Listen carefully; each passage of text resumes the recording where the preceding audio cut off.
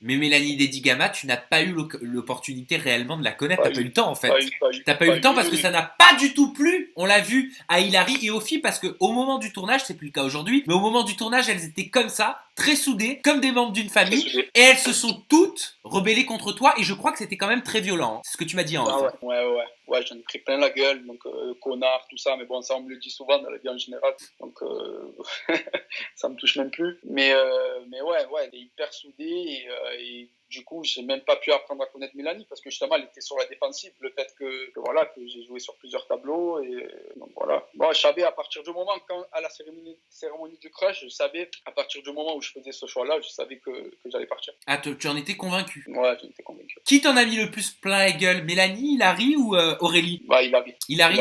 Il arrive, ouais. Ah, Hilary, elle est tombée de haut, c'est vrai, elle est tombée de haut, parce que la veille, je lui dis que j'ai un crush pour elle, et le lendemain, à la cérémonie du crush, j'ai choisi sa copine, donc Mais forcément, c'était. elle est tombée de haut. Mais ça veut dire que t'étais pas sincère alors quelque part avec elle. Ah, après, on va dire que c'est vrai, j'en ai un peu rajouté quand même.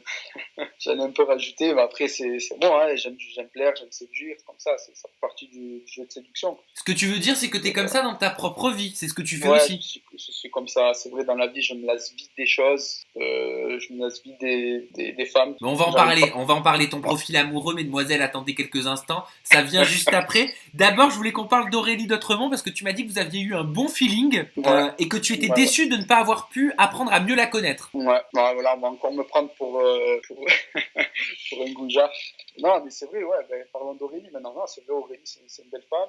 Et surtout, j'aime bien son caractère, fort tempérament. Et c'est vrai, pendant le tournage, on a bien accroché. Ça s'est pas trop vu pendant les épisodes. Mais moi, Aurélie, c'est vrai que j'ai kiffé beaucoup. Et à la cérémonie, j'aurais aimé la choisir. Honnêtement, j'aurais aimé choisir Aurélie plutôt que Mélanie, vu que j'avais plus d'affinité avec Aurélie que Mélanie. Mais voilà, comme moi, dans l'émission, je me suis très très bien entendu avec Kenzo, qui est devenu un frère maintenant. Et je pouvais pas être en concurrence avec lui. Donc c'est pour ça que j'ai choisi Mélanie et pas Aurélie. Ah, donc ça veut dire que tu es loyal et fidèle en amitié, mais pas en amour.